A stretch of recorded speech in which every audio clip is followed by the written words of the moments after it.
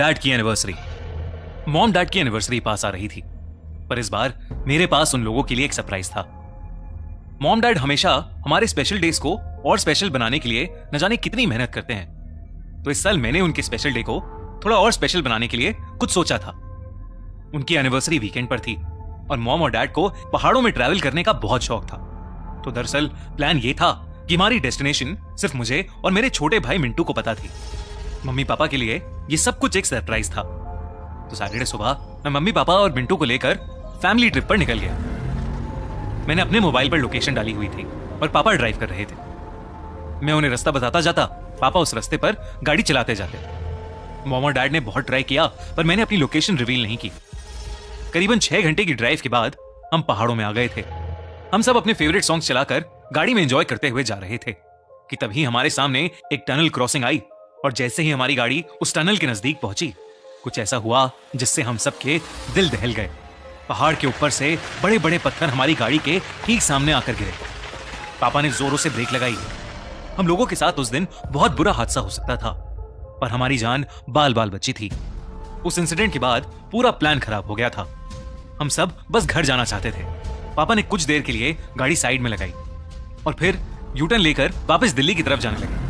उसी रोड पर वापस जाते हुए मुझे एक साइन दिखा, दिल्ली 280 किलोमीटर्स। फिर कुछ 15 मिनट बाद मुझे वो साइन फिर से दिखाई दिया, दिल्ली 280 किलोमीटर्स। मुझे लगा कि शायद मुझे पढ़ने में गलती हुई है, पर फिर कुछ देर बाद मुझे वो साइन फिर से तीसरी बार दिखा, दिल्ली 280 किलोमीटर्स। हम रास्ते पर चले जा रहे थे, लेकिन दिल्ली वाले उस साइन पर किलोमीटर्स कम ही नहीं हो रहे थे। मैंने पापा से गाड़ी रोकने को कहा। मैंने उन्हें समझाने की कोशिश की, पर किसी को मेरी बात पर विश्वास ही नहीं हो रहा था। सबका मूड ऑलरेडी बहुत खराब था, इसलिए पापा ने मुझे चुप कराया और गाड़ी चलाना शुरू कर दिया। कुछ ही दूर जाने के बाद हमें देखा कि रोड पर एक बहुत ही बूढ़ी सी औरत बैठी हुई कीनू बेच रही थी। मिंटू को कीनू खाना बहुत पसंद था, इसलिए हमने रुककर उस औरत से थोड़े बहुत कीनू खरीद लिए और गाड़ी में आकर बैठ गए। पापा गाड़ी चला रहे थे, पर कुछ ही देर में कुछ ऐसा हुआ जिससे सबके होश उड़ गए। हमें वही कीनू बेचती औरत फिर से दिखाई दी। हमें समझ नहीं आ रहा था कि आखिर ये मुमकिन कैसे था। हम लोग एक सीधी रोड पर चल रहे थे, तो फिर दोबारा हमें वो औरत कैसे दिख सकती थी? तभी मैंने अपने फोन पर मैप्स चेक किए, तो मैप्स के अकॉर्डिंग हमारी गाड़ी एक ही जगह पर खड़ी थी। हमें लगा कि शायद उस रोड पर नेटवर्क का इशू है, लेकिन हम सबको बेहद अजीब लग रहा था। पापा ने गाड़ी रोकी और उतरकर इधर उधर देखने लगे। तभी अचानक हमारी गाड़ी के शीशे पर एक आदमी ने जोरों से खटखट की। हम डर गए, पर मैंने गाड़ी की विंडो खोलकर उस आदमी से पूछा कि वो कौन है। उस आदमी ने मुस्कुराकर मुझसे कहा, आप लोग दिल्ली जा रहे हैं? ये रास्ता तो पहाड़ी गांव जाता है, आप यूटर्न ले लीजिए। इतना कहकर वो आदमी वहां से चला गया।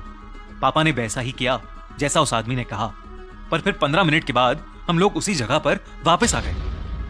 पापा ने परेशान होकर गाड़ी रोक दी। अब सबकी हालत बहुत खराब हो गई थी और तभी फिर से किसी ने हमारी गाड़ी के शीशे को बजाया। हमारे रोंगटे खड़े हो गए जब हमने देखा कि गाड़ी के बाहर फिर से वही आदमी था जिसने हमें अभी कुछ देर पहले ही रास्ता बताया था। पापा गुस्से में गाड़ी से बाहर निकले। उस आदमी ने फिर से मुस्कुराकर वही कहा, आप लोग दिल्ली जा रहे हैं? ये रास्ता तो पहाड़ी गांव की तरफ जाता है, आप यूटर्न ले लीजिए। मेरे पापा को गुस्सा आ रहा था, लेकिन इससे पहले कि वो कुछ कर पाते, वो आदमी पापा की आंखों के सामने से गायब हो गया। पापा और हम सब की आंखें फटी की फटी रह गईं। वो दौड़कर गाड़ी में वापस आए और तेज स्पीड से गाड़ी को थोड़ा आगे ले गए। हम जिस भी डायरेक्शन में जा रहे थे, घूमकर वहीं वापस आ रहे थे। हमें समझ नहीं आ रहा था कि हम इस चक्रव्यूह से कैसे बाहर निकलें। हमें अभी भी वो बूढ़ी औरत बार बार दिख रही थी।